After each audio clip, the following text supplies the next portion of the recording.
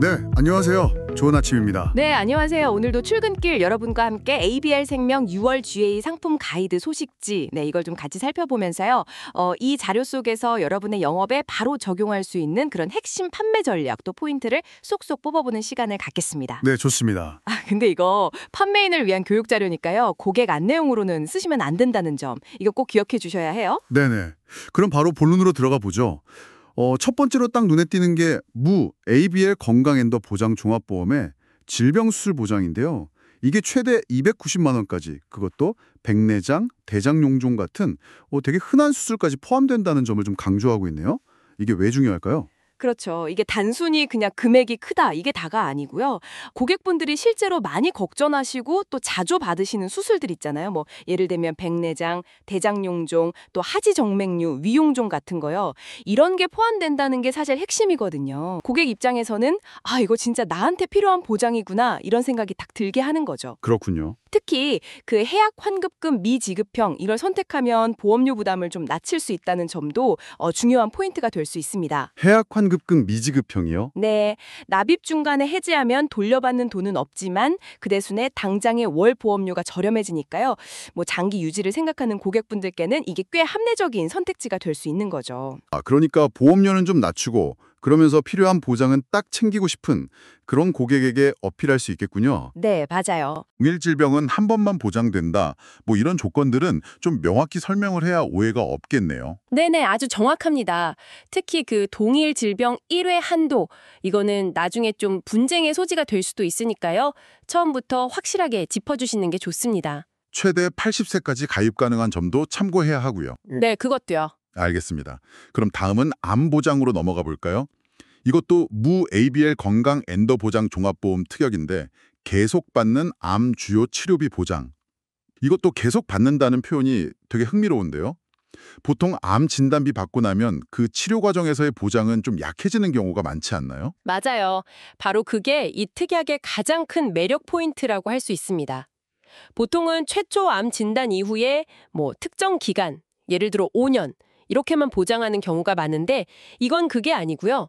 재발하거나 전이 되거나 혹은 암이 좀 남아있을 경우에도 처음 암 진단 기준으로 치료비를 계속 보장한다는 겁니다. 계속이요? 네, 그 예시 플랜처럼 매년 주요 치료할 때마다 연간 1,000만 원을 그것도 종신토록 보장받는다면 이건 암이라는 긴 싸움에서 경제적인 부담을 정말 크게 덜 수 있겠죠? 이야, 그렇군요. 이게 고객에게는 엄청난 심리적인 안정감을 줄 수 있는 거죠. 네, 확실히 장기적인 치료 부담을 덜어준다는 게 강점이네요.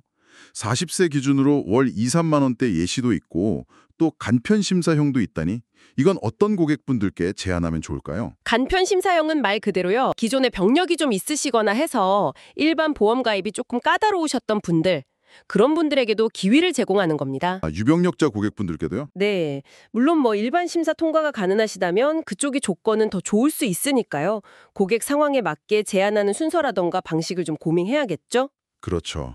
그리고 이것도 마찬가지로 암 보장 개시일 계약하고 90일 지나야 되는 거랑 간편 심사형은 1년 미만 시 50% 지급 조건, 이런 건 당연히 안내해야 하고요. 네, 잘 알겠습니다.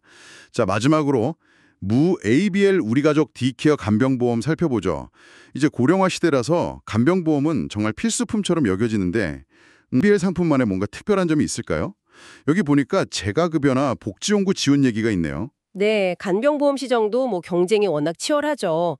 ABL은 여기서 재가급여, 그러니까 집에서 돌봄 서비스를 받을 때 월 최대 200만 원까지, 이건 예시 플랜 기준입니다만 이렇게 설계 가능하다는 점하고요. 또 하나, 특히 인지 지원 등급 판정을 받았을 때도 복지용구 구매 비용을 최대 100만 원까지 지원한다는 점, 이걸 좀 강조하고 있습니다. 인지 지원 등급에서도요? 네, 이게 보통은 장기요양 등급을 받아야 지원이 되는데 인지지원 등급, 그러니까 어떻게 보면 경증 치매 단계에서도 실질적인 도움을 받을 수 있다는 건 이건 분명한 차별점이죠. 그건 확실히 기억해둘 만한 포인트네요. 인지 지원 등급부터 복지용구 지원이 된다는 거? 그렇죠. 이것도 장기요양 보장개 시일 90일 지나야 하고 재해는 계약일이다 이런 거나 해약 환급금 미지급형 특징 같은 건 잘 설명을 해야겠고요. 네, 그럼요.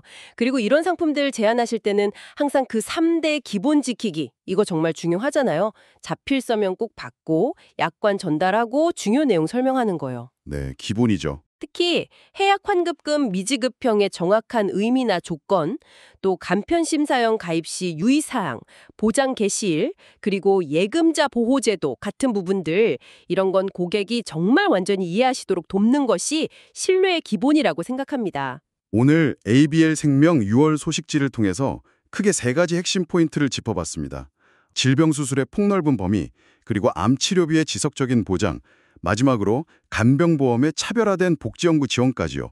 이 정보들이 여러분의 영업활동에 좀 실질적인 무기가 되기를 바랍니다. 네, 오늘 저희가 이야기 나눈 것 외에도 소식지 원본에는 더 상세한 조건들이나 보험료 예시 같은 게 많이 있거든요. 꼭 직접 전체 내용을 다시 한번 확인해 보시길 권해드립니다.